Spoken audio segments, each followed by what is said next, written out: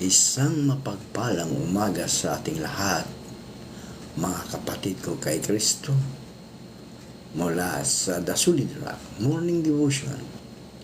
Isang kagalakan na muli tayo ay makapagbulay-bulay sa salita ng Panginoon sa umagang ito. Mga ilang minutong pagbubulay-bulay ng mga salita ng Panginoon upang papurihan at sambahin ang ating Panginoong Hesukristo. Ang ating pong pagbubulay-bulayan ngayong umaga ng Lunes ay matatagpuan sa Deuteronomy, Kapitulo 28, talatang 1 hanggang 2. Ito ang sinasabi: Kung susundin lamang ninyo si Yahweh na inyong Diyos at tutuparin ang kanyang mga utos, gagawin niya kayong pinakadakila sa lahat ng mga bansa sa balat ng lupa. Mapapasa inyo ang lahat ng mga pagpapalang ito kung susundin ninyo ang Diyos ninyong si Yahweh. Pinagpala na po tayo sa pagkabasa at pagkarinig ng salita ng Diyos. Tayo po ay manalangin. Ama naming Diyos na mapagmahal, muli o Diyos naririto ang iyong mga anak upang ikaw o Diyos ay sambahin sa isang magandang umaga ng Lunes. Salamat Panginoon sa isang gabing nagdaan sa aming mga buhay na kami ay iyong iniingatan sa aming pagtulog. Salamat Panginoon na kami iyong ginising muli mula sa aming pagkakatulog. Salamat sa kalakasan, karunungan na patuloy mong ibinigay sa iyong mga anak, Panginoon. Sa umagang ito, Diyos, patuloy kong itinataas sa inyo ang aming mga kapatid, kaibigan, na may mga dinaramdam na karamdaman, Panginoon. Patuloy mo silang abutin, O Diyos, at pagalingin upang maibalik ang mga lakas na nawala. Kagaya ng partikular na po sa mga kapatid nila Kuya Feli, Ate Feli, at Kuya Abner na si Oliver Reyes na kamakailan Panginoon ay na-stroke. Lord, ibangon mo siya sa anumang karamdaman, Panginoon, na meron siya ngayon. At magalingin mo, Panginoon, upang mabalik ang mga lakas na nawala dahil sa stroke na iyon, Panginoon. Gayon din po ang mga kaibigan namin may mga karamdaman na diabetes. Patuloy mo po silang abutin at pagalingin, Panginoon, upang sila, O Diyos, ay patuloy na makapaglingkod sa inyo bilang iyong anak dito sa lupa, Panginoon. Lord, wala kaming magagawa, Panginoon. Pero dahil Ikaw ang aming Diyos na tagapagligtas, Ikaw, Panginoon, ang makapagpapagaling sa mga anak mong ito. Patawarin mo po kami sa mga aming mga kasalanang nagawa upang kami, O Diyos, ay gumaling sa mga karamdaman na aming nararanasan. Gayon din po, Diyos, patuloy kong itinataas sa inyo ang aming mga kaibigan na nagsisihandang pumasok sa kanilang mga trabaho. Ingatan mo sila, O Diyos, sa kanilang pagbabiyahe. Ilayo mo sila sa anumang mga kapahamakan.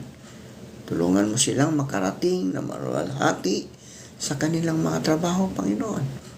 Lord, sa umaga ito, patuloy kong itinataas sa inyo ang aming mga kapatid na mga senior citizen. Patuloy mo po silang abutin, proteksyonan, Panginoon, sa mga karamdaman.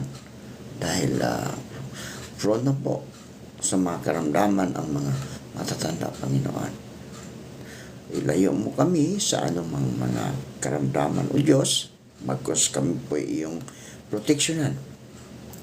Gayunin po sa mga bata, bagong panganak, Lord, patuloy mo po silang ingatan, patuloy mo silang gabayan, Panginoon, sa araw-araw ng kanilang mga buhay. Amin ay inilalabis sa iyo, Panginoon, ang mga kapatid namin na nagtatrabaho sa ibang bansa. Patuloy mo po silang ingatan doon. Partikular na po sa mga bansang may mga kaguluhan, Panginoon, katulad ng Israel, Lebanon, Ukraine, Russia. Lord, ingatan mo sila sa lugar kung saan sila nagtatrabaho, Panginoon. At ilayo mo sila sa anumang kapahamakan.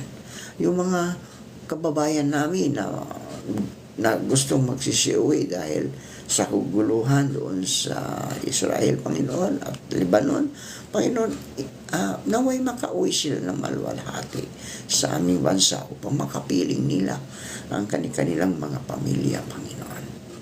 Panginoon Hesus, gayon din po patuloy kong tinataas sa inyo ang aming mga kaibigan na naghahanap ng trabaho. Ito man ay lokal o abroad, naway makasumpong sila ng trabaho sa tulong ng banal mong Espiritu upang sila, O Diyos, ay magkaroon ng hanap buhay. Maraming salamat po, O Diyos, sa mga katugunan sa aming mga panalangin. Sa pangalan ni Jesucristo na aming Diyos at tagapagligtas. Amen at amen.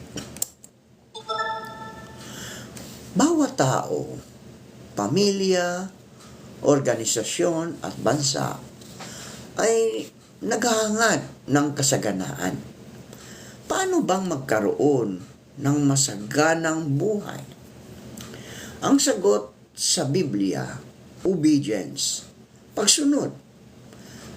Tinatalakay ng Deuteronomio 28, talatang 1 hanggang 14, kung ano ang pagsunod at kung ano ang mga pagpapalang nakalaan sa lahat ng susunod sa Diyos. Ang pagpapala ng kasaganaan ay kondisyonal kung tayo'y susunod. Ayon sa verse 2, mapapasa inyo ang lahat ng mga pagpapalang ito kung susundin ninyo ang Diyos ninyong si Yahweh. Ang sinasabi rito ay matapat na pagsunod sa lahat ng utos ng Diyos.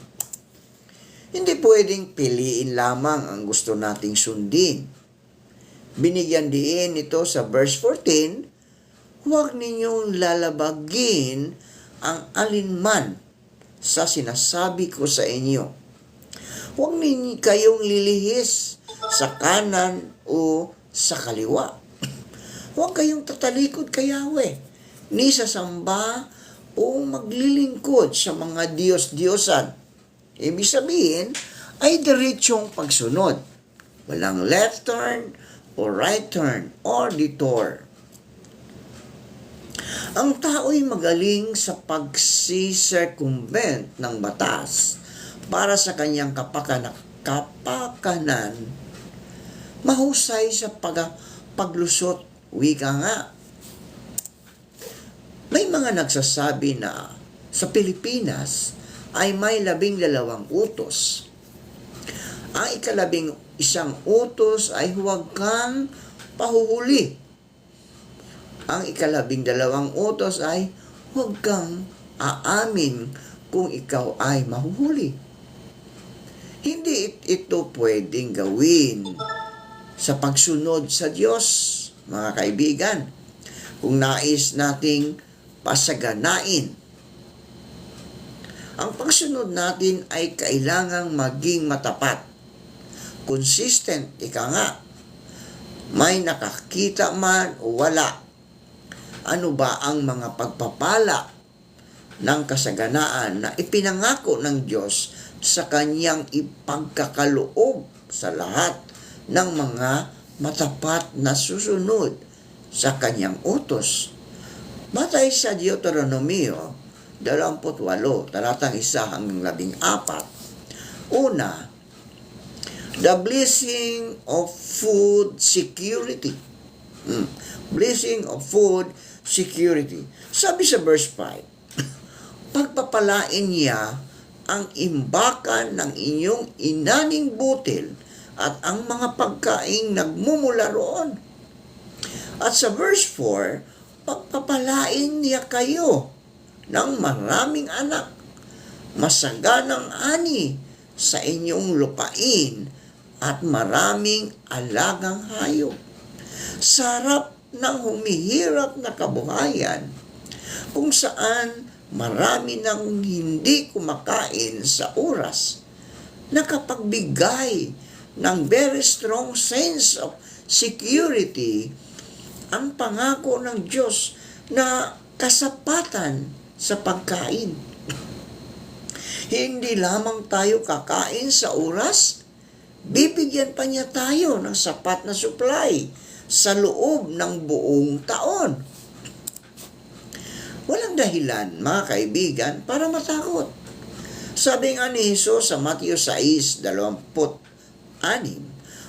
masdan ninyo ang mga ibon. Hindi sila nagtatanim, ni umaaniman o kaya'y nagtitipon sa kamali. Ngunit pinapakain sila ng inyong Ama na nasa langit. Hindi ba't higit kayong mahalaga kaysa mga ibon? Ikalawa, the blessing of excellence in our work. No?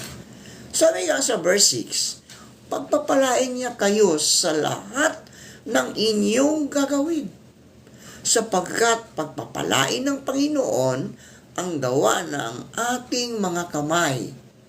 We will be able to achieve excellence in our work. At dahil doon, makakaroon tayo ng sense of meaning and fulfillment. Ito ang magtutulak sa atin upang maging inspirado sa ating gawain. Kapag inspirado tayo, mga kaibigan, at gusto natin ang ating ginagawa, nag-i-enjoy tayo. Kaya ang trabaho ay hindi na trabaho. Para lamang tayong naglalaro. Nandoon ang kasiglaan at kagalakan. Ikatlo, the blessings of peace and security. Sabi sa verse 7, ang mga kaaway na magtatangkang lumaban sa inyo ay matatalo ninyo sa tulong ni Yahweh. Sasalakay nila kayo, ngunit magkakanya-kanya sila sa pagtakas. Ang peace and security ay major concern ngayon ng lahat ng bansa dahil sa lumalawak na terorismo. Hindi na mawawala ang maaaring magtangka sa ating buhay at maging sa seguridad ng buong bansa. Ngunit sa pamagitan ng pagpapala ng Diyos, hindi magtatagumpay ang sinumang magtatangka ng masama. The Lord is our rock, fortress, deliverer, shield, and stronghold. Sabi nga sa Salmo 18, talatang 2. Ikaapat, the blessing of God's ownership of us. Sa verse 9 and 10, tulad ng pangako ni Yahweh, kayo'y gagawin niyang isang bansang matatag at nakalaan sa Kanya kung susundin ninyo siya at tutuparin ang Kanyang mga tuntunin. Sa ganoon, makikita ng lahat ng bansa na kayo'y Kanyang bayan at matatakot sila sa inyo. Magandang salin sa today's English version sa verse 9. If you fully obey the Lord your God and carefully keep all His commands that I am giving you today, the Lord your God will set you high above all the nations of the world. Ariin tayo ng Diyos na sariling Kanya. Wow! May dadaig pa ba sa riyan? Kung tayo'y pag-aari ng Diyos, mayroon pa ba tayong katatakutan at pangangambahan? Sabi nga ni Apostol Pablo, kung ang Diyos ay kakampi natin, sino ang laban sa atin? Ang ikalima, The blessing of respect from others. Oh, blessings of respect from others.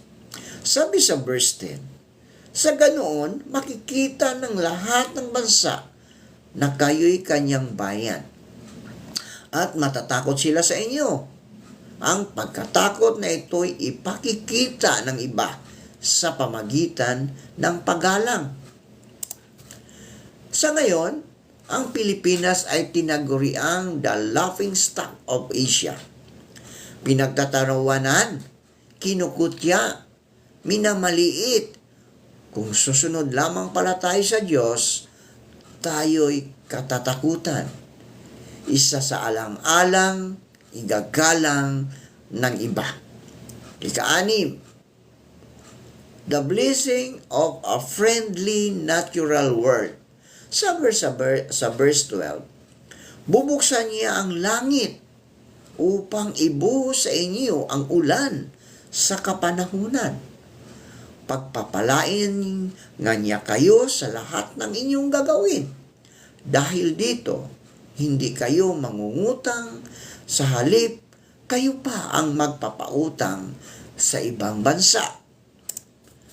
Kung masusumpungan ng Diyos ang ating katapatan, mga kaibigan, uutusan niya maging ang kalikasan upang kumilos sa ating kapakinabangan. Sa ngayon, mga kaibigan, ang Pilipinas ay sinasalanta ng average na 22 bagyo sa loob ng isang taon. 5 sa mga bagyong ito ang malakas at mapinsala. Kung mawawala ang mapaminsalang mga bagyo, maraming buhay at ari-arian ang maliligtas. Sa gayon, ay magkakaroon ng malawakang pag-unlad sa ating bansa. Kung uulang sa kapanahunan, magkakaroon tayo ng masaganang ani na sapat para sa ating pangangailangan at maaari pa tayong mag-export, no, sa ibang bansa. Ika-7, the blessings of a debt-free economy. Sabi sa verse 12, hindi kayo mangungutang. Sa halip, kayo pa ang magpapautang sa ibang bansa. Noon lamang 2006, mga kaibigan, ang pagkakautang ng Pilipinas sa loob ng bansa ay umaabot sa 1.17 trillion at sa labas ng bansa ay 1.79 trillion. So sa 2006, bansa sa daigdig, ang Pilipinas ang pang-37 sa may pinakamalaking pagkakautang. Mahigit sa 32%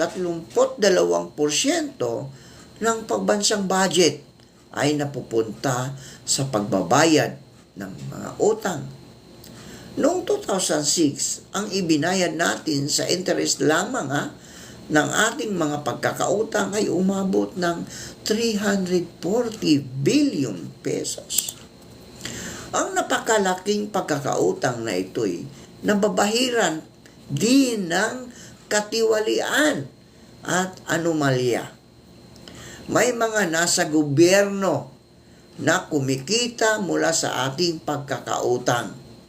Ang malaking utang ay humahadlang para sa pagsusulong ng mga serbisyo publiko. Isang malaking batik sa ating dangal bilang isang bansa. Kay ganda ng pangako ng Diyos, mga kaibigan, na kung tayo'y susunod sa Kanya, darating ang panahon na hindi na tayo mangungutang, bagkus tayo pa ang magpapautang. Tayo po ay manalangin. Aming Diyos at Panginoon, salamat sa pagbibigay mo sa amin ng pag-asa. Tulungan mo po kami bilang individual, bilang pamilya, at higit sa lahat, bilang isang bansa na manumbalik sa iyo, na susunod sa iyo ng buong katapatan. Tulungan mo po kami na maging tunay na Kristiyanong bansa Angkinin mo po kami bilang iyo at huwag mo kaming ipaubaya sa mga kaaway. Sa pangalan ni Hesus Kristo na aming Diyos at tagapagligtas. Amen.